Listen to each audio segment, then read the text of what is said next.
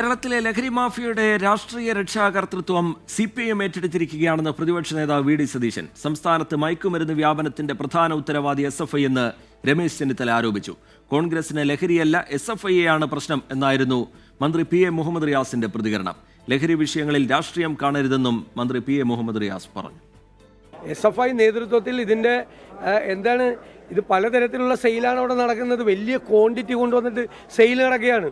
അതിന് SFI നേതാക്കളെ പിടിച്ചതിന് പറയില്ലേ, SFI നേതാക്കൾ പിടിയിലായി കഴിഞ്ഞാൽ പറയില്ലേ, ഇത് ഒന്നാമത്തെ സംഭവമാണ്. അവർ കുറ്റവാളികളാണ്, തെറ്റ് ചെയ്തവരാണ് എന്ന് SFI സംസ്ഥാന സെക്രട്ടറി എന്ന് പറഞ്ഞല്ലോ. പിന്നെ ഇവർക്ക് മന്ത്രിമാർക്ക് എന്താ എത്ര വിഷമം? കേരളത്തിൽ മയക്കുമരുന്ന് വ്യാപകമാക്കുന്നതിൻ്റെ പ്രധാന ഉത്തരവാദി SFI ആണ്.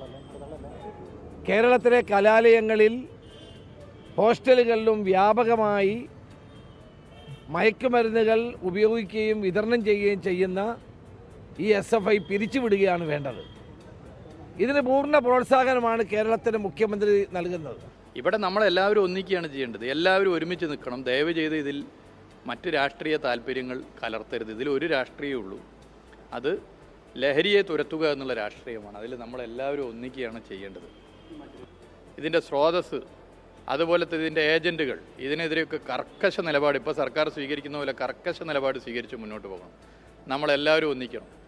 ഇതിൻ്റെ പേരിൽ കോൺഗ്രസ്സാണ് കേരളത്തിലെ ലഹരി ഏജൻറ്റുമാരെന്ന് പറയാനോ, അല്ലെങ്കിൽ ഏതെങ്കിലും യുവജന വിദ്യാർത്ഥി സംഘടനയാണോ ഈ ലഹരിയുടെ ഹോൾസെയിൽ ഏജൻറ്റുമാരെന്ന് പറയാനല്ല ഞങ്ങൾ ഉദ്ദേശിക്കുന്നത്.